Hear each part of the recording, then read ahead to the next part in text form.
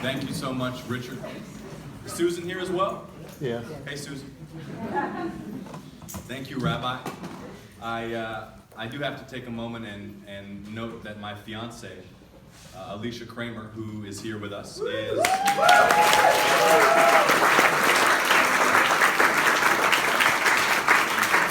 is a fourth-year medical student at Emory University and was bat mitzvah at Congregation Beit Hadarim.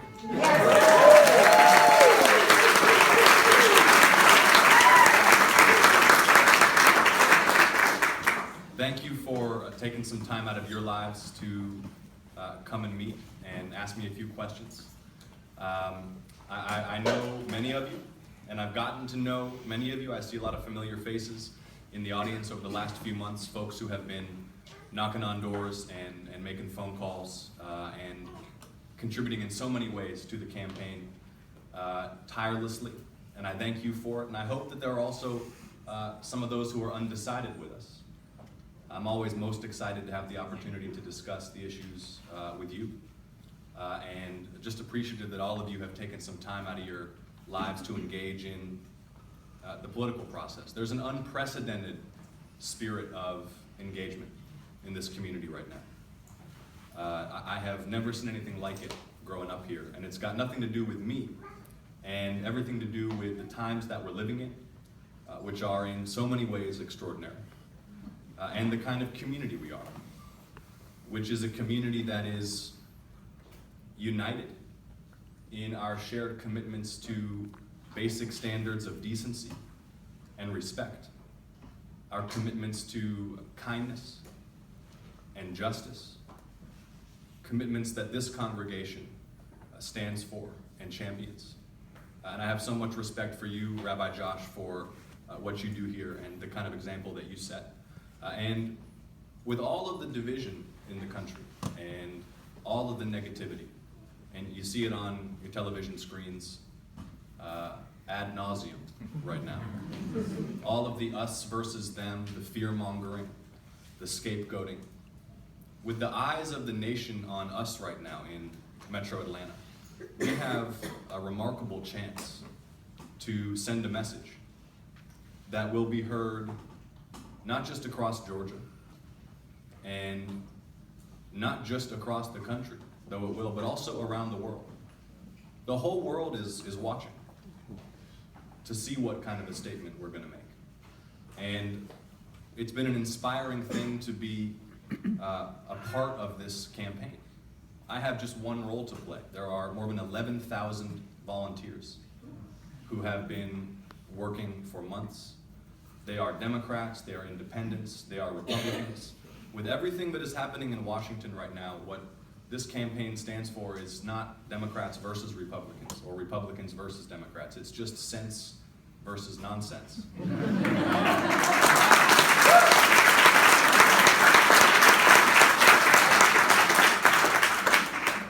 And we share so much more in terms of our core convictions in this community than partisans in Washington or folks on cable news would have us believe. Our commitments to sound environmental stewardship, to the rights of women in this community to access healthcare services,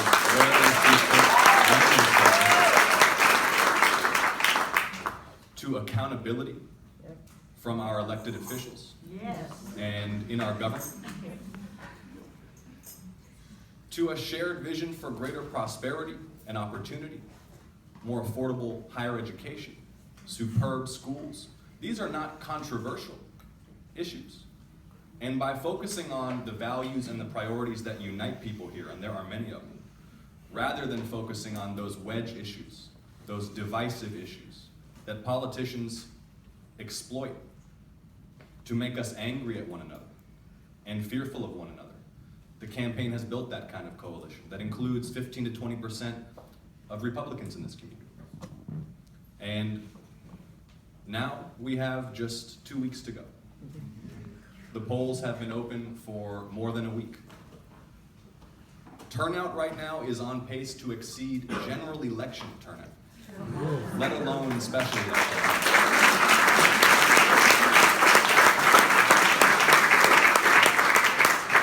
And it is very, very close. It's a very, very close race. And it's all going to come down to turnout. So I'm so appreciative of all who have been knocking on doors and helping get out the vote. That will make the difference.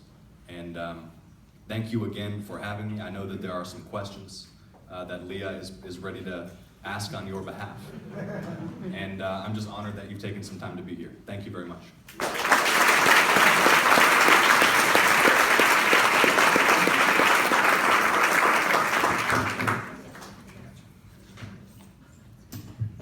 Thank you, John. Very well said. So thank you to everybody that has submitted questions. I'm Leah. Sorry, I tried to introduce myself to most of you as you walked in. I'm the Jewish Outreach Director for the Jon Ossoff campaign. And I'm really glad that you're all here. So we have a few questions, and then we're going to give time for John and Alicia to schmooze with you guys, take pictures. You can ask questions one-on-one after the group questions. So this comes from a very special little girl of mine, little friend's little girl. And she wants to know, how old are you, and do you go to school? Really grilling me here. Policy. Right. Well, I'm 30 years old. I grew up in Metro Atlanta. Went to Paideia in high school. Went to Georgetown University School of Foreign Service. I may as well give you the bio now since we're here. Went to Georgetown University School of Foreign Service, where I studied international relations. Where I studied under Madeleine Albright. I studied under Michael Oren, the former ambassador of Israel to the United States.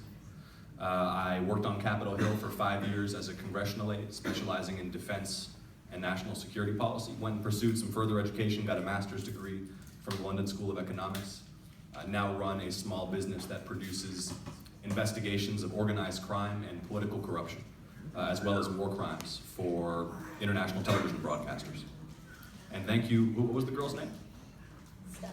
Thank you, Stella, for the question. Hey, Stella.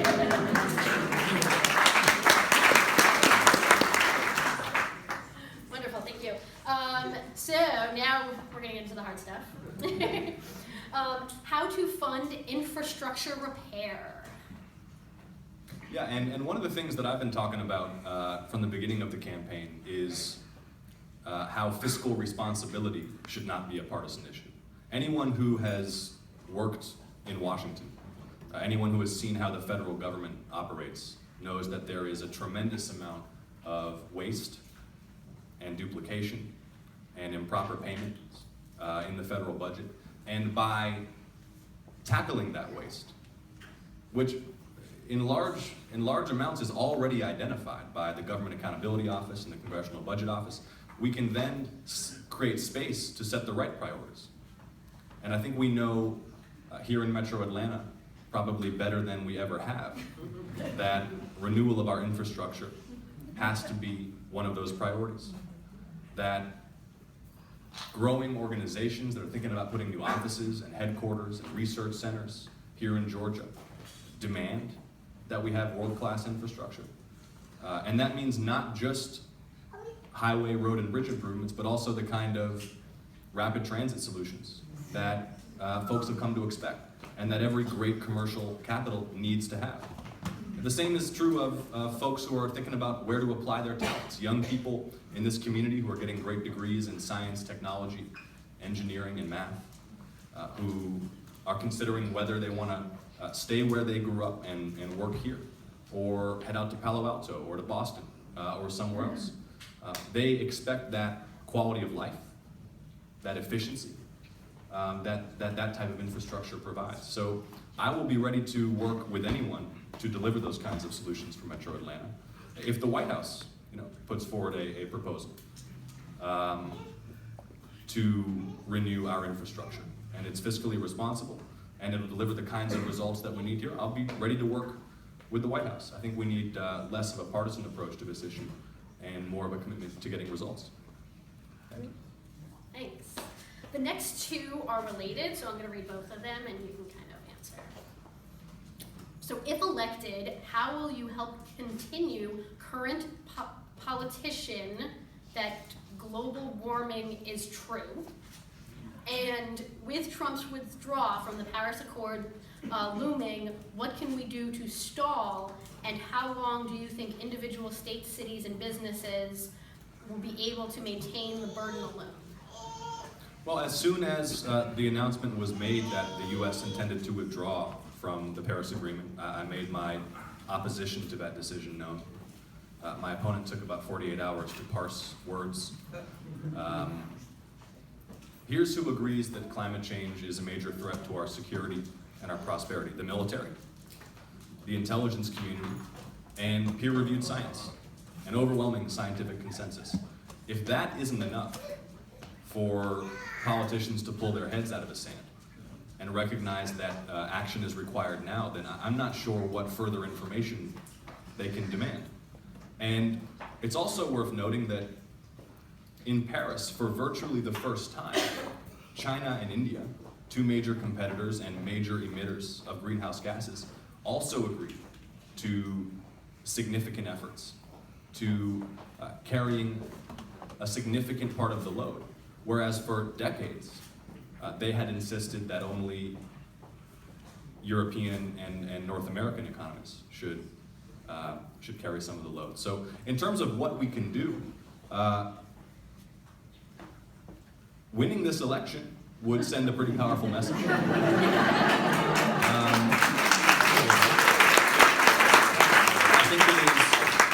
I think it's a positive sign that so many mayors across the country, including Mayor Reed, are committing to municipal participation in the effort.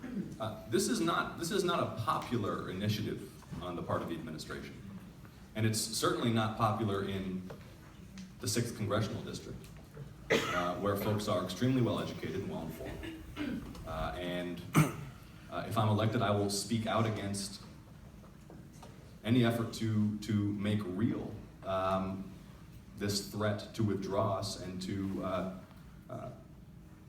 fail to live up to our responsibilities as a global leader in fighting climate change. Thank you. Next question is there any truth in you being soft on terrorism? No. I find this to be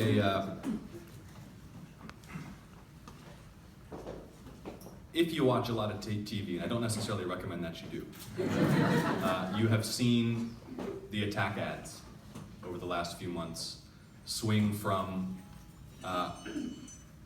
harmless and ineffective, almost amusing, to ineffective, cynical fear-mongering, cooked up by partisan committees in Washington, funded often anonymously and on unlimited amounts by the precise special interests who prevent anything from getting done in DC.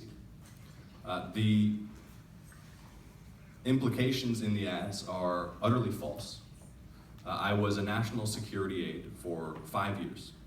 I earned a top secret security clearance from the Department of Defense. I worked closely with Israeli diplomats on the joint security relationship. I believe we need a firm counterterrorism program. We need strong intelligence sharing arrangements with our allies.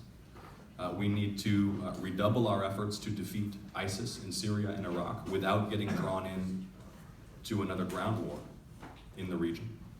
And I don't think that anyone is buying this nonsense that these super PACs are peddling, because it's so transparently meant to play to our base fears of the other. It has no actual message, and the data that I'm looking at suggests it's not working. Thank you. A few more. You've expressed that it is important to protect Medicare and Medicaid. What improvements, if any, do you think need to be made to the Affordable Care Act? Well, let me say, first of all, on Medicare, I've identified on my website nearly $600 billion in savings and cuts that I think we can manifest over about 10 years to create room for setting the right priorities in the federal budget: deficit reduction, infrastructure, high-tech research, higher education. And one of the ways we can save money is by cracking down on Medicare fraud, which costs billions per year and which punishes seniors across the country. We can do that by upgrading the technology used to identify folks who are on Medicare so that fraud is more difficult. As for the Affordable Care Act, we need to fix what's broken and strengthen what works. And this partisan fight that we've been having for 7-8 years is doing no one any services. The bill that the House passed, which guts protections for folks with pre-existing conditions, which will throw more than 20 million Americans off of their health insurance, which will dramatically increase premiums, particularly for older Americans and folks with pre-existing conditions, is a step clearly in the wrong direction. It is not popular in this district. It is not popular across the country. I think that we can get more folks covered at more competitive premiums with higher quality of care by introducing more competition into the insurance market, giving folks more choices. Because like in any market, that'll drive down prices and drive up quality, while strengthening those patient protections, while strengthening protections for folks with pre-existing conditions and women. What we see right now moving through the House is an example of what happens when politicians put partisan motives ahead of the public interest and treat human beings like statistics rather than human beings. Thank you.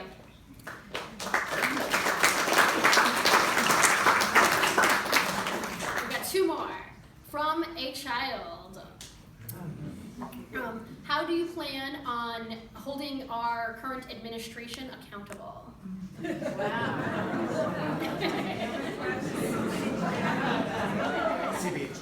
Wow. Well,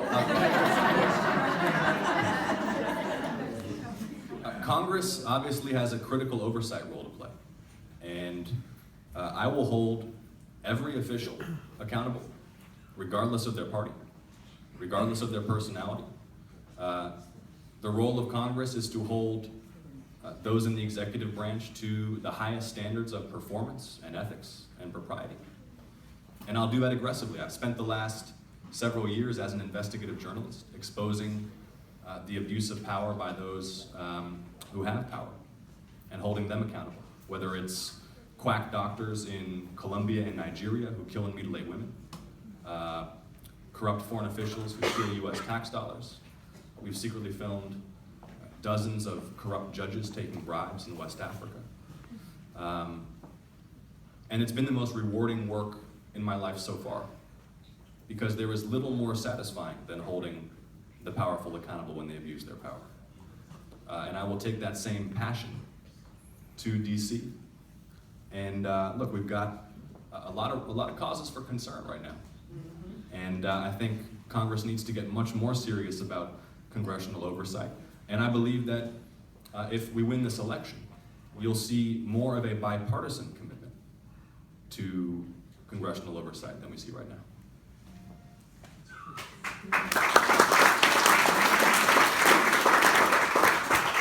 Thanks, John. Last one. How do we ensure everyone has safe, affordable housing? Well, it has to be a combined effort of federal, state, and local authorities. We've seen this budget proposal, and like I said, there is plenty of room for belt tightening in Washington. There is waste to attack, duplicative spending to attack, improper payments to attack. But I don't think that this budget reflects this community's values. Balancing the books on the backs of low-income children and seniors and people who lack adequate housing. So there needs to be a commitment by leaders at all levels to not just making sure that those on the margins now do not lose shelter, but to tackling homelessness in a meaningful way across our society. Because it's a crisis that few seem willing to acknowledge. It's just not on the agenda. It needs to be, whether it's veterans or folks from every walk of life who find themselves out of luck and without a home. And I will make tackling homelessness a priority if I'm elected. There's a promise.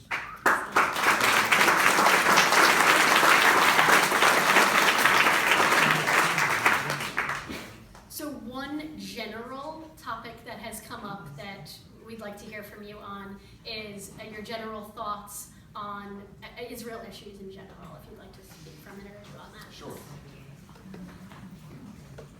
It dismays me how much division there is within the Jewish community on this issue.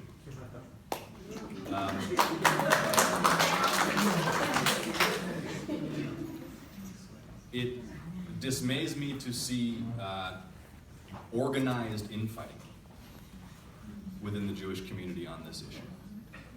Much, you know, I was speaking earlier about politics more generally and how we focus so much on our divisions and get locked in endless conflict with one another without instead focusing on where there is common ground, because where there is common ground, our combined efforts will be more effective. I think the overwhelming majority of American Jews want Israel to be secure. The overwhelming majority of American Jews want Israel and the Palestinians to be at peace and flourishing in peace. Instead, we spend so much time nitpicking at one another over symbolic divisions. I will be a staunch ally of Israel as a secure homeland for the Jewish people. I will be a staunch proponent for continued U.S. engagement and leadership toward a two-state solution, which right now is on life support. And if the U.S., as some in Washington right now are threatening to do, withdraws its support for that process, may slip away permanently. I will be an advocate for continued security assistance to Israel so that Israel can defend itself in prolonged armed conflict against multiple hostile states and terrorist organizations. And I will speak up for the human rights of everyone in the region, wherever they may be violated. Let's try as a community to spend a little less time angry at one another over this issue, and a little more time finding common ground, advocating for peace, and perhaps we can accelerate the pace of progress, because it has felt for too long like we're stuck.